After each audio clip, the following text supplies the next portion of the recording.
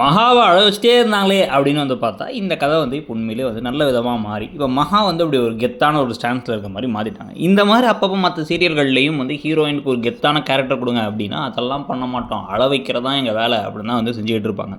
இதில் எடுத்தோடனே வேறு வந்து முதல்ல கௌதம் என்ன பண்ணுறாரு அப்படின்னா வந்து ஏற்கனவே இருந்த எல்லா சைட்லையும் அடி வாங்கிட்டோன்ட்டு ஐஸ்வர்யா கிட்டே அடி வாங்க வேணான்னு ஐஸ்வர்யா கேட்காமலே அவங்க காலை அமுக்கி விட அவங்க நீங்கள் வந்து எனக்காக பதட்டப்பட்டீங்களா, என் மேலே உண்மையிலே பாசம் வச்சுருக்கீங்களா, இல்லைன்னா சொல்லுங்கள் நான் கிளம்பி போயிடுறேன்னு சொன்ன உடனே அவர் உடனே என்ன பண்ணுறாரு, சேச்சே நிஜமாவே நீ ட்ரம்முக்குள்ளே மாட்டியிருக்கமோன்னு அவ்வளோ பதட்டப்பட்டேன்னு சொன்ன உடனே அப்படி கேட்டால் தான் உண்மையை சொல்லுவீங்களா இல்லையான்னு பார்த்தேன், கிளம்புன்னு சொல்லியிருந்தா அவ்வளோதான், இந்த இடத்துல என்ன பண்ணியிருப்பேன்னு தெரியாது அப்படிங்கிற மாதிரி வந்து அப்படியே செமையாக பேசிடுறாங்க ஐஸ்வர்யாவும்.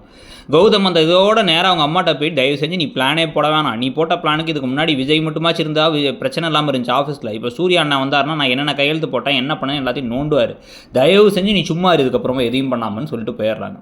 போனதுக்கப்புறமா இப்போ சித்ரா கீழே வந்து பார்த்தா அந்த குடும்பமே இடிஞ்சு போய் உட்காந்துருக்க, ஏதாச்சும் வெறுப்பேற்றலாம்னு நினச்சிக்கிட்டு இருந்தால் டீ போட்டு வராரு சூர்யா. டீ எல்லாம் ஒன்றும் தேவையில்லைன்னு மகா அப்படி திமிராக வந்து பேசிகிட்டு இருக்கும் பொழுது இப்போ காயத்ரி வருத்தப்படுறாங்க, விஜய் ரூம் அவுட்டே வரமாட்டான், என்ன பண்ணுறதுன்னு எனக்கு ஒன்றும் புரியல, எனக்கு ரொம்ப குழப்பமாக இருக்குது அப்படின்னு சொல்லி சொல்லும் பொழுது இப்போ அது ஒன்றும் கவலைப்படாதீங்க அப்படின்னு எல்லோரும் மாற்றி சொல்ல டக்குன்னு ஐஸ்வர்யா மட்டும் மற்றவங்கலாம் எவ்வளோ ஆட்டம் ஆடினீங்க, ஏதோ தப்பெல்லாம் சூர்யா மேலே நினச்சிக்கிட்டு இதுக்கு தான் அடங்கி இருக்கணுங்கிறது அப்படிங்கிற மாதிரி அவங்க பேச அப்படியே காயத்ரி சோகமாக இருக்காங்க.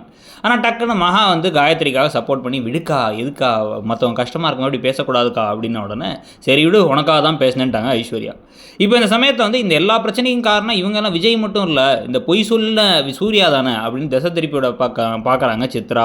உடனே குடுன்னு சொல்லிட்டு சூர்யா மேலே கிளம்பி ஓடிடுறாரு.